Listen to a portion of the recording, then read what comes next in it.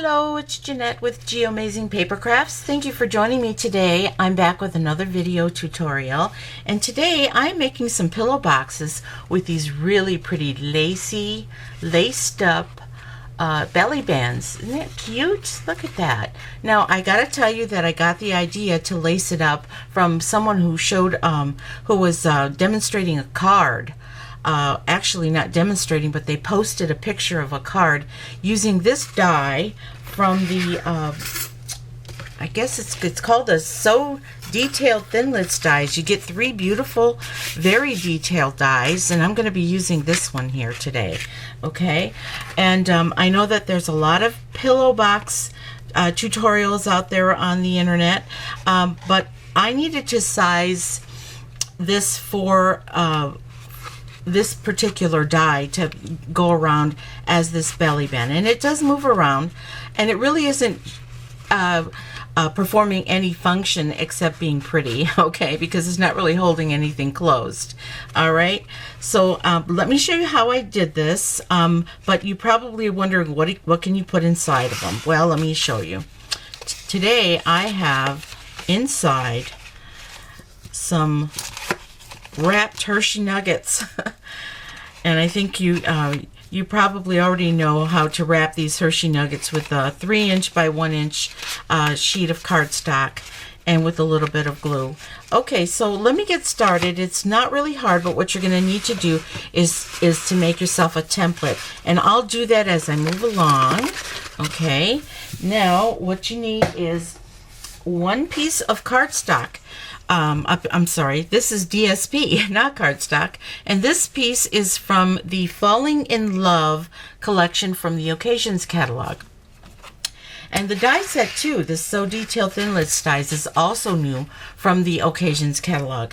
So anyway, it's 5" by 5", and you just need to make a couple of score lines. I'm going to put these away over here. I'm going to bring in my Simply Scored scoring tool. Okay, and you want to make sure that you have your pattern going up and down so that it makes sense to you, unless you want it to go sideways. It's, you know, that's up to you, but my pillow boxes are going to go up and down like that, or this design is anyway. So I'm going to take my stylus, and I'm going to my first score is going to be at 2 3/8, 2 and 1 2 3/8. Okay, and give it a good score, and then the next score is the 4 3/4. Okay, and that's it. Those are the only 2 score lines that you make with the Simply Scored scoring tool. All right, now let's go and fold and burnish these score lines. I'm going to use the bone folder, and I'm going to fold this down like that. Give it a nice crease, and then fold this over like that and give that a nice crease so that it's nice and even on both sides. Okay, the next thing that I'm going to do before I make my template is I am going to mark inside 1/2 inch on either side, and actually on both sides. No, I think it's just one side. I think I've altered this pattern a few times, so I'm confusing myself. You really only need to mark it on one side at 1/2 inch in, and make your mark a little bit long, like maybe 1/4 inch long, and you're going to be able to erase it if you use a pencil that you could erase really good with, if you've got a good eraser. And this pencil seems to be okay for erasing my marks. So 1/2 inch on each side. Okay, now with that, you're also going to need a little piece of thicker cardstock. This is some basic black cardstock, and I'm going to do the same thing. I'm going to go ahead and cut it in. I'm sorry, mark it about 1 inch. I'm 1/2 inch in. I hope I'm not confusing you. 1/2 inch from the edge. Now this measures the same width as this. See, it's 2 3/8 inch wide. And incidentally, I didn't tell you how wide and how tall and how thick this box is. It's actually 4 inches tall. It is about 2 inches wide, give or take a millimeter or so, and it's about 7/8 of an inch thick, to maybe 1 inch thick, depending on how much you put in it. Okay. All right, back to our template. I'm going to have to bring in the Big Shot to show you how I made this template. And my template is going to be in the shape of a, if I can find it here. Here it is. It's going to be in the shape of a football. Okay, an elongated football. All right, now what I'm going to be using for this template is the 4th size up from the Layering Ovals framelits. Okay, so that's 1, 2, 3, and 4. Okay, so let's do this. Let's bring in our Big Shot. Okay, make a little bit of room for it here. Okay, see my well-loved pad here. So first I'm going to go ahead and cut, I'm gonna cut into this paper here. I'm gonna leave it folded, and I'm gonna use this die, this oval die, to cut the rounded edge I need on the top. So what I'm going to do is, with the blades down, see the blades? With them down, I am going to stick this in here, and I'm going to try to match up where I am seeing the pencil lines. I still want to see, I don't want to hide the pencil lines. I want to be right at those pencil lines and center it the best I can. I'm going to put some repositionable adhesive on here. Okay, I'm using my magnetic platform, a well-loved plate, and then I'm just going to roll it on through. But you're not going to roll it all the way through. You just want to, sorry about this glare, you just want to go like one little turn and back. That's all you need. You don't want to go all the way through, because you don't want to make extra embossing lines that you don't need, and it doesn't look very good on the outside. Okay, so basically all I did was kind of cut these little corners off to make that rounded edge here. See that? Now I'm going to do the same on the other side. I'm going to put my die through here. Move this out of the way.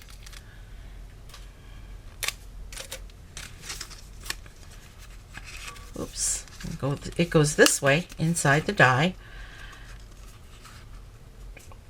and try to center it the best you can.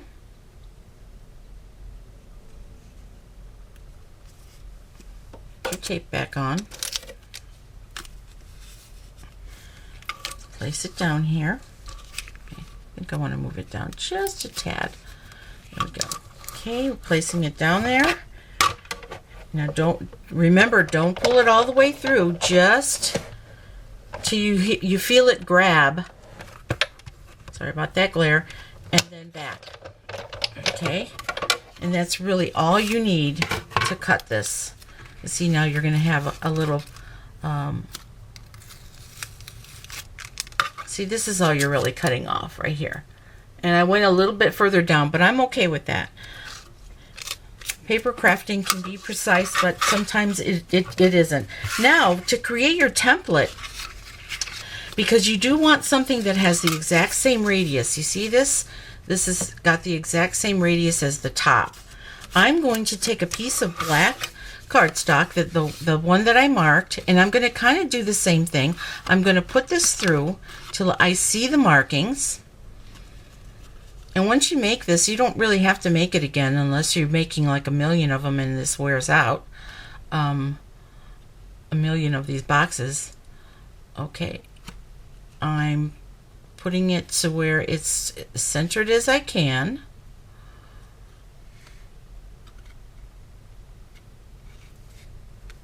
Putting the tape on. Running it through.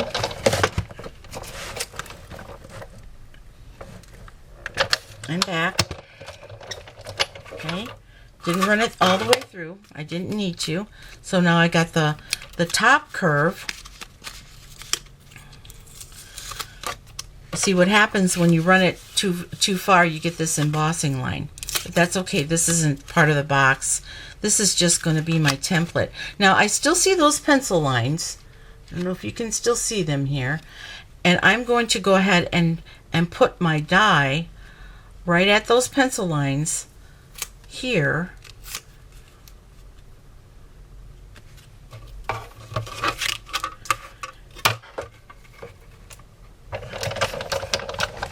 And then now you want to kind of roll it on through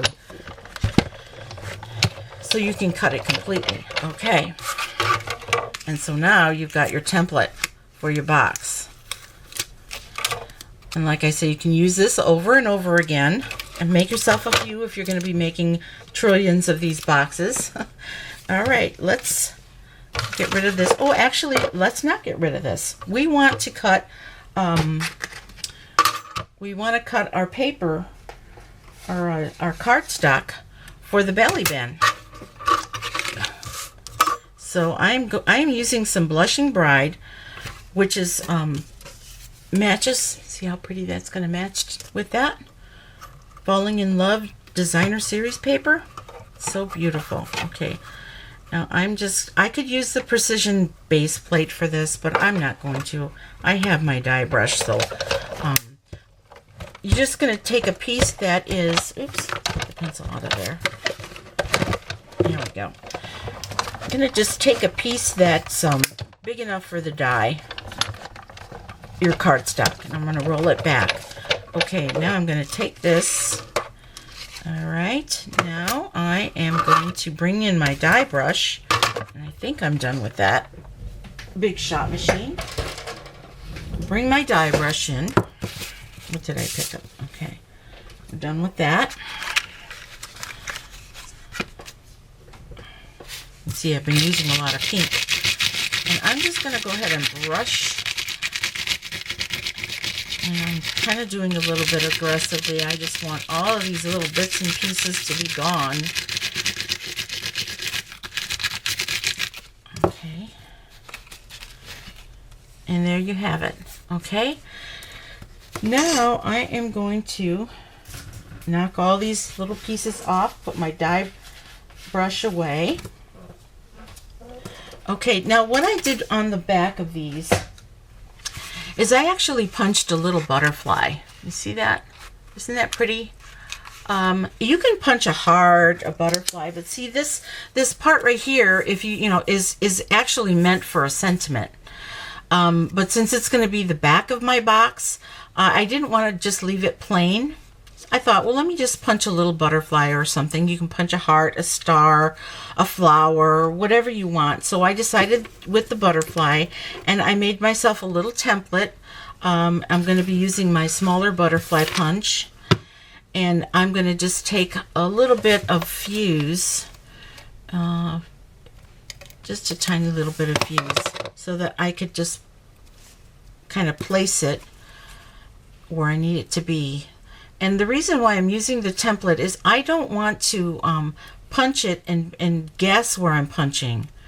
I want to know exactly where I'm punching, because if I punch over here, that kind of breaks up this little design here, and I didn't want to do that. And then it would just kind of ruin the whole thing. So let's go ahead and punch this out using that template. There we go. All right.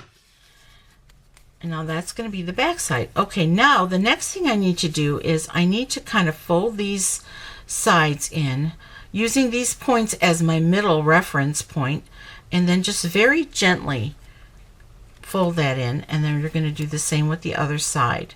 Very gently matching up the two the two edges rather, and then just kind of gently fold. Okay? And then the next thing you're going to do is you're going to mark where you're going to put your holes for your lace, for your ribbon rather. You could put lace in there, or string, or cord.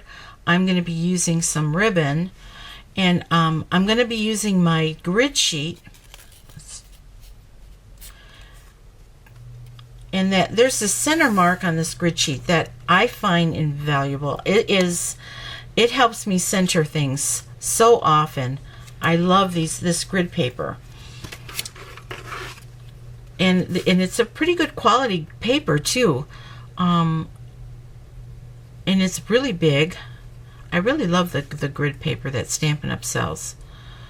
I like that there's measurements on both sides, one for metric and the other for inches. And so you see how I am marking 3 marks on here, and that's 3 equal marks using the grid line as my help, my little helper. And so now I'm going to punch those holes. Make sure I line this up perfectly, so these will line up perfectly when I put my ribbon on. Okay, and I'm going to punch the holes, all 3 holes. And this is an 1/8 inch punch, handheld punch. I've been wanting to get the Stampin' Up! Version of it to see if it's a little better than mine. It probably is. Everything from Stampin' Up! Is great quality. I really have to say that. Not just because I sell it, because I work with it all the time and I know the quality of their tools is excellent. Okay, so I'm going to put this away until I'm ready for it, and we're going to work a little bit more on this box. So I've got the curves on the tops of these. Now I need to make some score lines on the bottoms. On the bottom part here, so that it will fold like a pillow box. And so I'm going to line this up with that curve, and I'm going to take that stylus and also my silicone craft sheet, because it's got a little bit of gushy on it. It's just a little gushy. And then I'm going to use the smaller part of my my stylus, and I'm just going to go ahead and follow the edge of my little template. Okay, a couple of times, and then I'm going to turn it over and do the same thing. Just hold it in place, line it up, hold it in place, and you should be good to go. And like I say, this will last you for a long time.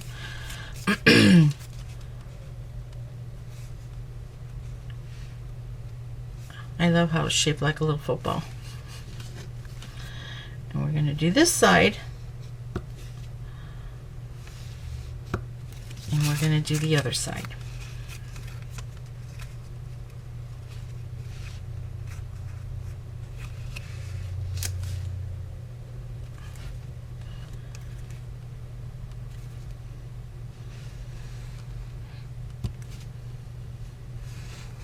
Okay, now we've got all of our score lines, all of our curved score lines, and now you can go ahead and erase your pencil marks.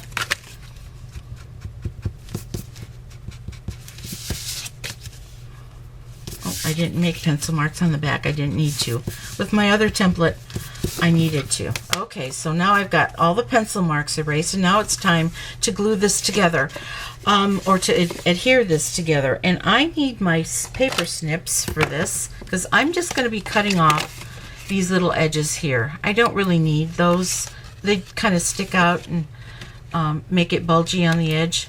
So that's all I need to do, is just cut that at a miter. And then I'm going to bring in my silicone craft sheet again, and I'm going to be using some tear and tape. And it's right here. So here's my tear and tape, and I am going to place it as close to the edge as I can of the edge of that score line, that is. All right, and then I'm going to go ahead and cut.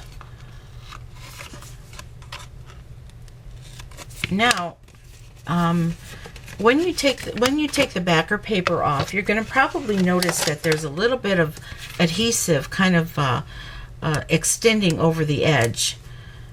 And all you need to do is just take your finger and kind of pull it backwards. Take your thumb and just kind of pull it back on itself,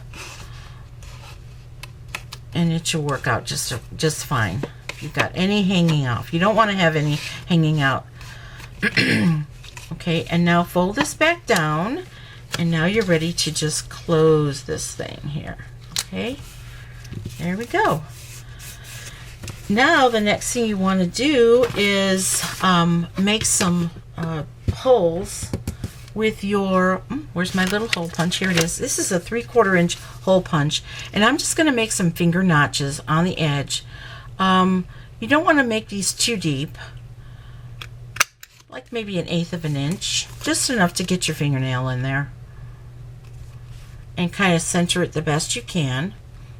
Just kind of eyeballing it here. You can mark center if you want to, if you're not sure. Okay, now it's time to open the box like that and put it together. Now determine what your front and what your back is. I think I want this to be my front. So I'm going to be putting the back first. Okay, and as you fold, you can see you can kind of gradually get that curve to fold too. And if I use my bone folder, grab my bone folder, I can kind of smooth that out right there on that score line. Okay, and then fold this over itself on the other side. Okay? And it should just kind of go down nice and easy. And that's how I make mine. I know there's punch boards out there, but to size it for the belly band that I wanted to make, that's why the measurements for this pillow box is the way it is, so that I can use that die for a belly band. Now the belly band, like I said, doesn't really serve any purpose except to be pretty. Okay, now this is the top, and I'm going to go ahead and make sure I have the butterfly facing the right way too. And now I'm going to get some lace. Now if you want to, you can put a sentiment on here, stamp a sentiment on here before you lace it all up. Oh, or put a tag or something on here. That would look really pretty. But this is the way it's going to go. And I'm going to take some of our new from the Occasions catalog. We've got this vanilla, very vanilla 1/8 inch, no, 1/4 inch satin ribbon. It's so pretty, and it's shiny on both sides, and I love that. Okay, so I'm going to use probably about maybe 14 to 15 inches. I'm going to grab my ribbon cutting scissors here and do a little miter on that. And so what I need to do, let's do a little miter on the other end too. What I need to do is I need to first feed from the top on the top little top little holes. I'm going to feed this through here, this way, and I'm going to feed this through this way.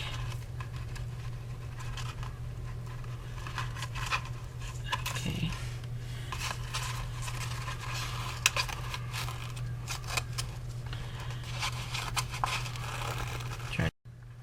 Okay, I am feeding it through like this on the top, like that.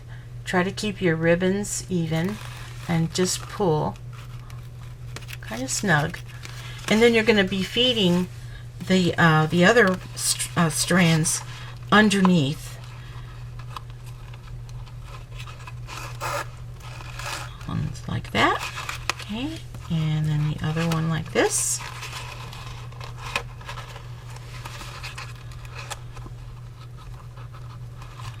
If you need to use your tweezers to help it along, my nails are very short right now, so it's a little bit hard to grab. Okay, and then underneath from here,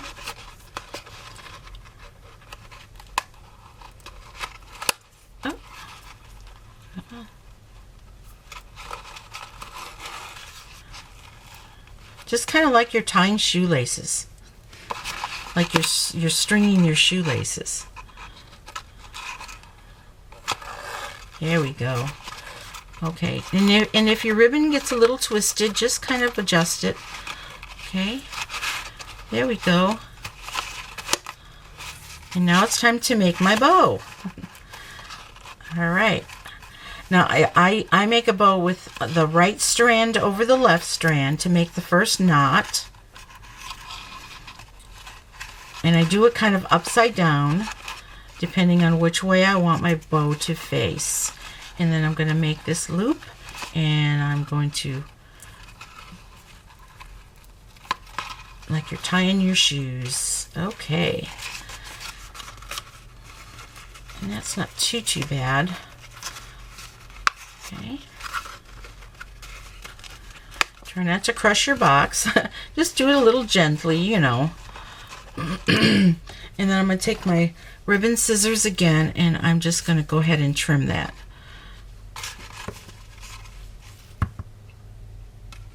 Like I said, you don't need that much ribbon, but I like to have a little extra just in case. Okay, isn't that a cute little box? And you can fit a whole bunch of stuff in there. Candy and, you know, like I put in there some Hershey Nuggets. 3 will fit perfectly in there. Let me bring in these others. And all of these I made with the designer series paper from the Falling in Love designer series paper stack from the Occasions catalog. Okay, so if you need any of the tools and supplies that I used for this video, just check out my website, check out my blog, because I'll have all of the measurements listed in my blog and all the links to all the paper and tools that I used on my blog. So I hope you visit my website at www.geamazingpapercrafts.stampinup.net. And once again, I'm Jeanette with Geamazing Paper Crafts, and you make it a great day. Bye-bye.